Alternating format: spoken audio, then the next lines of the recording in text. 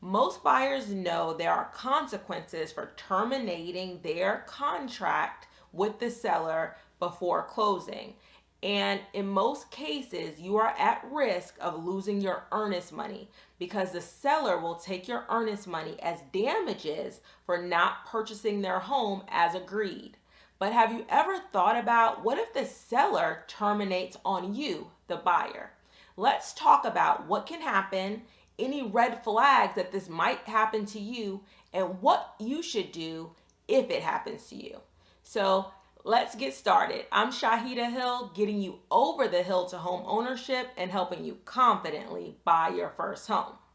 So you show up to closing and the seller does not show. They don't come at all. They don't call you, they don't call your agent, they just don't come because they've changed their mind and they don't want to sell you their house. It happens rarely, but it does happen. Particularly in a seller's market, it happens more often because maybe they haven't found a house yet. Maybe a better offer came in after your offer and they are having seller's remorse because they could have gotten more money, or they just simply changed their minds. They don't show up. Let's talk about some red flags that you might see during your transaction that this kind of thing might happen to you. One thing is, have you had trouble scheduling your walkthrough? Typically, before you close, you do a walkthrough of the property just to make sure they're moved out, everything's clean, they've done their repairs, that sort of thing. Are you having trouble scheduling, you or your agent, of course, having trouble scheduling that walkthrough? Have they tried to delay the walkthrough? Have they canceled your appointment? Those types of things.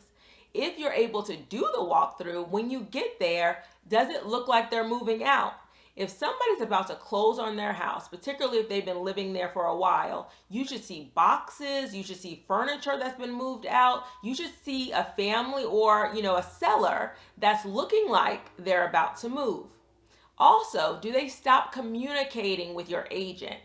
Do they stop, your agent is calling them and they don't call back. Your agent is calling their agent and there's no communication. Sometimes they'll stop communicating with the agent, or they'll also stop communicating with the closing attorney or the title company, because the closing attorney or title company needs the seller's information for mortgage payoff. So if they still have a mortgage, they're going to need their lender's information to pay off the mortgage. So the title company will be contacting them, the closing attorney will be contacting them, trying to get that information. So the first red flag you might get is from the attorney saying the seller hasn't been communicating with us. What's going on?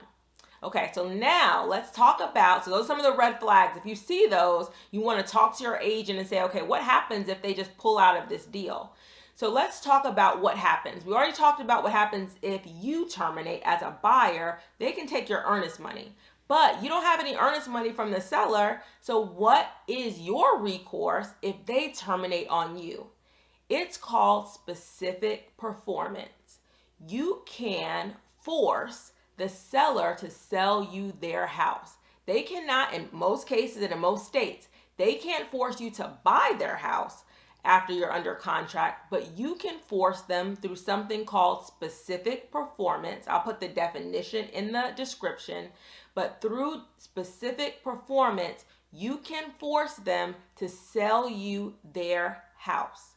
Now, what's going to happen, or what's going to have to happen in most cases, you're going to have to hire an attorney to begin the process of letting them know that you are going to enact specific performance and that you are still interested in buying their home. Now, this is going to take some time and possibly money on your behalf, but in most cases of specific performance, the buyer does win. And most attorneys in real estate are aware of this. So through that process, the seller, and if they have an agent, I'm sure their agent's going to tell them this as well. Through that process, they may try to get you to terminate the deal on your own. If you voluntarily terminate, that takes all the pressure off of them because you terminated on your own. And I don't want you to do this if you're really interested in buying this home. Okay? So again, specific performance will have a judge will tell them to sell you the house and make them abide by the contract. But what they're going to count on, the seller and possibly the seller's agent, is that you don't want to go through all that hassle. Maybe you were planning on living in that house and now you have no place to live, so it's better to cut your losses and go try to find another house. You don't want your earnest money that you put up tied into this house. They may have you, or maybe they stop doing the repairs agreed upon, and so they're getting you to voluntarily terminate. Those are a lot of the things that they might do to get you to voluntarily terminate. If you voluntarily terminate this deal, there's not much that you can do. So you don't want to terminate. You want to go to your attorney and say this, have them review the contract and say, we want to sue, or we want to begin the process of suing the seller for specific performance. In most cases, simply your attorney contacting the seller and letting them know what they're in for if they try to not sell you this house has worked in the majority of cases where the seller realizes they're going to lose, and then they go ahead and they go by the contract. That's typically what happens. Very rarely it goes to like full court where the judge has to make a decision. So I want you to not, if you want this house, I don't want you to volunteer. A lot of first time buyers do because they don't want to deal with the hassle and they terminate the deal and they just walk away.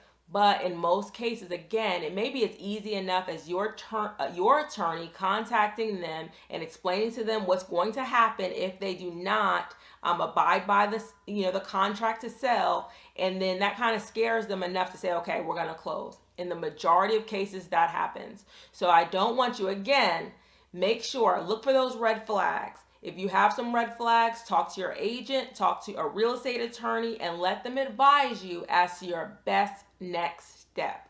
I hope this was helpful. Please like and subscribe to my channel for new videos every week.